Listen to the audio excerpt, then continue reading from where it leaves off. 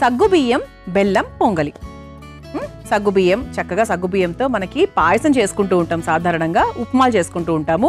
పొంగలి ఎలా తయారు చేయాలి, అది కూడా బెల్లంతో తెలుసుకుందాం. మరి ముందుగా కావాల్సిన పదార్థాలు ఏంటో చూసేద్దాం. సగ్గుబియ్యం బెల్లం పొంగల్ తయారు చేసుకోవడానికి కావాల్సిన పదార్థాలు: నెయ్యి 3 టేబుల్ స్పూన్లు, జీడిపప్పు కొద్దిగా, తరిగిన బాదం కొద్దిగా, పిస్తా కొద్దిగా, కిస్మిస్ కొద్దిగా, నానబెట్టుకున్న పెసరపప్పు 1 కప్పు, నానబెట్టుకున్న సగ్గుబియ్యం 1 కప్పు, బెల్లం 1 కప్పు, యాలకుల పొడి 1 టేబుల్ స్పూన్, ఉప్పు తగినంత. సగ్గుబియ్యం బెల్లం పొంగల్ తయారు చేసుకోవడానికి కావాల్సిన పదార్థాలన్నీ కూడా రెడీగా ఉన్నాయి. అయితే ఇక్కడ ఇందులో మనము సగ్గుబియ్యము పెసరపప్పు ఈ రెండింటినీ కూడా తీసుకున్నాం, ఆరోగ్యానికి చాలా మంచిది కాబట్టి. ఎందుకు అంటే ముందుగా మనకు మెయిన్ సగ్గుబియ్యం. పెసరపప్పు గురించి కూడా మనం చాలా ఎపిసోడ్స్లో మాట్లాడుకున్నాము. ఈ రోజు మన మెయిన్ హీరో ఎవరు అంటే మన సగ్గుబియ్యం అనమాట. సగ్గుబియ్యం ఎప్పుడైనా మనకి పొట్ట అప్సెట్గా అనిపించినా, విరోచనాలైనా కూడా, నీరసంగా అనిపించినప్పుడు ఇన్స్టెంట్ ఎనర్జీ కోసం మనం సగ్గుబియ్యం అనేది ఫస్ట్ మనకు గుర్తొచ్చే మాట. ఇది డైజెషన్కి చాలా బాగా పనిచేస్తుంది తెలుసా. అంతేకాకుండా ఇందులో ఫైబర్, తర్వాత protein, calcium, magnesium, potassium, phosphorus చాలా అధికంగా ఉంటాయి. క్యాలరీస్ కూడా చాలా తక్కువగా ఉంటాయి కాబట్టి బరువు తగ్గాలనుకున్న వాళ్ళకు కూడా చాలా బాగా ఉపయోగపడుతుంది. అంతేకాకుండా ఇది బీపీని, రక్తపోటును నియంత్రించడంలో కూడా చాలా బాగా హెల్ప్ చేస్తుంది తెలుసా. మరి అటువంటి ఇబ్బందులు ఉన్న వాళ్ళు ఎవరైనా ఉంటే కనుక, ఉంటారనుకోండి చాలామంది, సగ్గుబియ్యం ఎక్కువగా తినడం మొదలుపెట్టండి. అంతేకాకుండా ఇది మనకు బ్రెయిన్కి కూడా చాలా మంచిది. అంటే బ్రెయిన్ నరిష్మెంట్కి, ఓవరాల్గా మెదడుకు చాలా బాగా హెల్ప్ చేస్తుంది. అలాగే మనం ఈరోజు సగ్గుబియ్యము అలాగే పెసరపప్పును కలిపి ఈ పొంగల్ తయారు చేసుకోబోతున్నాం. అయితే ఫస్ట్ మనం ఏం చేద్దామంటే, ఇటువైపు ఒక కుక్కర్, ఒక ఆవిరి పాత్ర తీసుకోవాలండి. ఆవిరి పాత్రలో ఇలా నానబెట్టుకున్నటువంటి పెసరపప్పు ఏదైతే ఉందో అది 1 కప్పుడు వేసుకోవాలి. అంటే మనకు సగ్గుబియ్యం చాలా ఫాస్ట్గా ఉడుకుతుంది, పెసరపప్పు అంతే ఫాస్ట్గా ఉడకకపోవచ్చు. అందుకేంటంటే రెండు ఒకటే టైం తీసుకోవు కాబట్టి ఇందులో పెసరపప్పు వేసేసాను. ఇందులో కొంచెం మనం నీళ్లు పోసుకుందాం, సరిపోతుంది. ఆల్రెడీ నానింది కాబట్టి ఎక్కువ టైం కూడా పట్టదు. ఇప్పుడు మూత పెట్టేద్దాం. ఈ ఆవిరి పాత్రకు మూత పెట్టేసి స్టవ్ వెలిగించేస్తున్నాను. ఇప్పుడు మనం దీన్ని ఒక మీడియం ఫ్లేమ్లో పెట్టుకొని ఒక 2 విజిల్స్ వచ్చేంత వరకు వెయిట్ చేసుకోవాలి. ఇది అయ్యేలోపు మనం ఏం చేయాలి అంటే, ఇటు పక్క మనం వేరే ప్రాసెస్ చేసుకోవచ్చు. ఏంటంటే, స్టవ్ వెలిగించేసుకుందాం.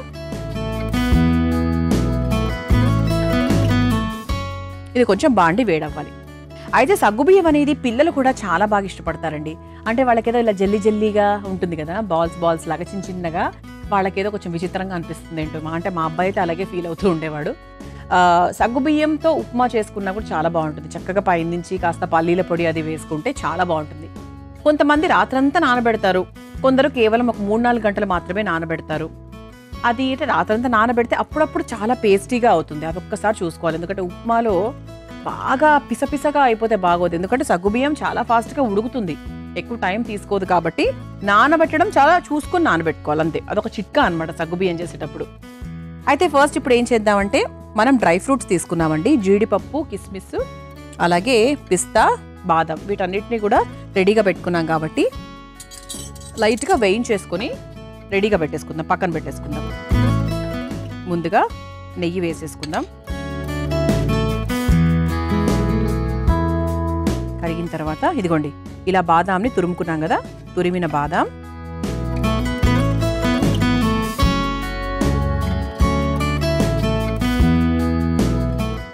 అలాగే పిస్తా పప్పులు,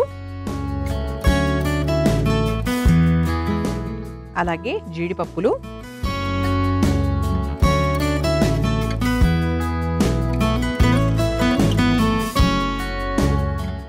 అలాగే కిస్మిస్లు.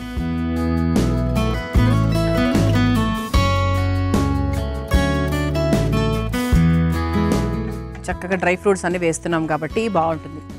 అంటే ఇది ఎలా అంటే పొంగలి, మీరు అనుకోవచ్చు ఇది మనకు ఒక పాయసం లాగా అవుతుంది కదా, పొంగలి అని ఎలా అంటారు అని.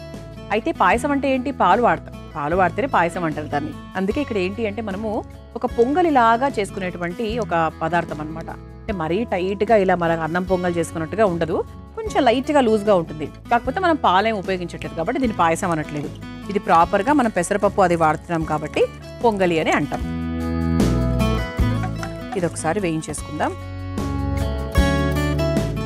ఇలా వేయించేసుకున్నాం కదా, ఒక బౌల్లోకి తీసేసుకుందాం.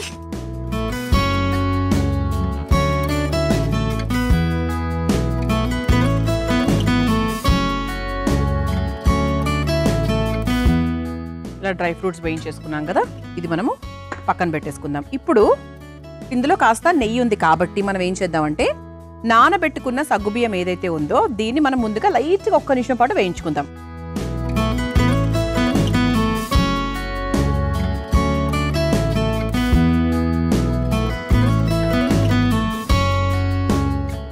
ఇటువైపు మనం సగ్గుబియ్యం వేయిస్తున్నాము, మరోవైపు చూసారా ఇటువైపు మనకి పెసరపప్పు కూడా ఉడుకుతోంది. ఒక 60% వరకు ఉడికితే సరిపోతుందండి. ఇలా మనకు వేయించేసుకున్నాం కాబట్టి సగ్గుబియ్యం నీళ్లు పోసేసుకుందాం. 1 కప్పు సగ్గుబియ్యం తీసుకున్నాం కదా, దానికి తగ్గట్టుగా 1.5 కప్పు నీళ్లు.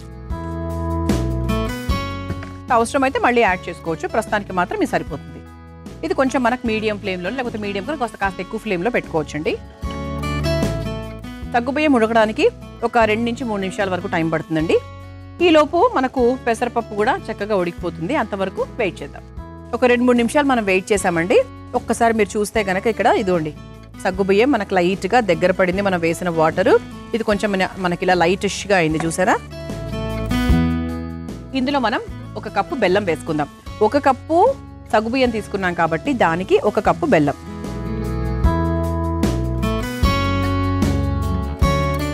ఇది ఒకసారి వేసి కలిపేసుకుందాం.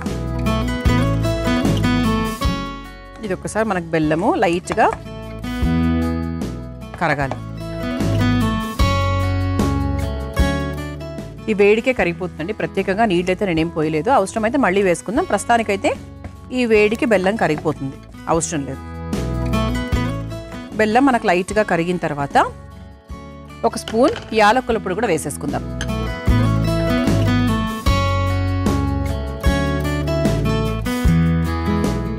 సరిపోతుంది. అసలు చూస్తుంటే ఎంత బాగుంది కదండి. అంటే బెల్లము, యాలకుల పొడి, సగ్గుబియ్యము, ఈ మంచి కాంబినేషన్స్ ఇవన్నీ కూడా.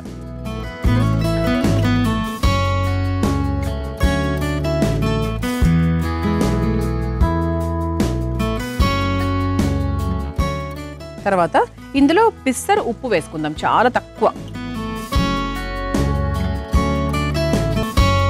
చూసారా ఇలా చక్కగా మనకు బెల్లం వేసేసాక చిన్నగా అట్లా అంటుకున్నట్టుగా పాకంలాగా అయింది. మరోవైపు మనకు పెసరపప్పు కూడా ఉడికిపోయిందండి. ఇదిగోండి అంతే, ఎంతవరకు ఉడకాలనుకున్నాను అంతవరకు నేను నీళ్లు పోసుకున్నాను. ఒక్కసారి మన కుక్కర్లోనే ఇలా కలిపేసుకుంటే ఏంటంటే కొంచెం మనకు దగ్గర పడుతుంది. అందులో వేసిన తర్వాత కలపడం కొంచెం కష్టం కదా, అందుకు. ఓకే, అలా రెడీ అయిన పెసరపప్పును సగ్గుబియ్యం మిశ్రమంలోకి తీసేసుకోవాలి. 1 కప్పు సగ్గుబియ్యము, 1 కప్పు పెసరపప్పు అండి. ఇది నేను తీసుకున్నటువంటి మోతాదు. ఈక్వల్గా 1 కప్పు బెల్లం. అది ఇది ఒకసారి బాగా కలుపుకోవాలండి. నాకు తెలిసి ప్రస్తుతానికి నీళ్ళు అయితే అవసరం లేదు.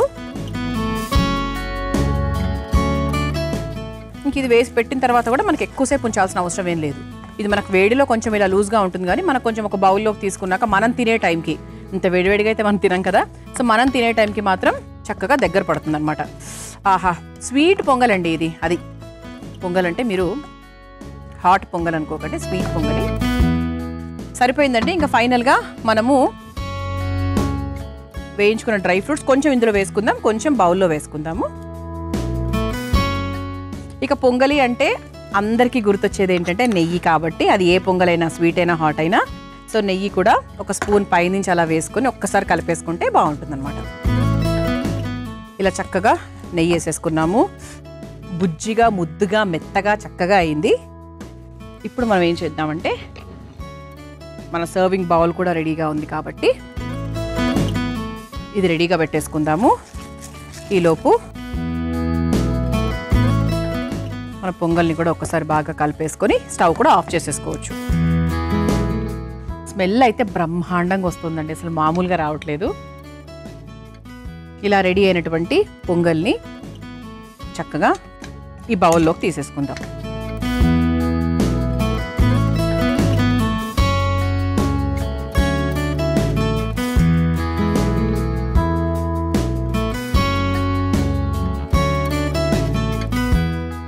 ఇది ఎప్పుడు కూడా మనకి వేడివేడిగా తింటేనే బాగుంటుంది. కొంతమంది కొంచెం చల్లగా అయిన తర్వాత కావాలని ఫ్రిడ్జ్లో పెట్టుకుని మరి తింటూ ఉంటారు.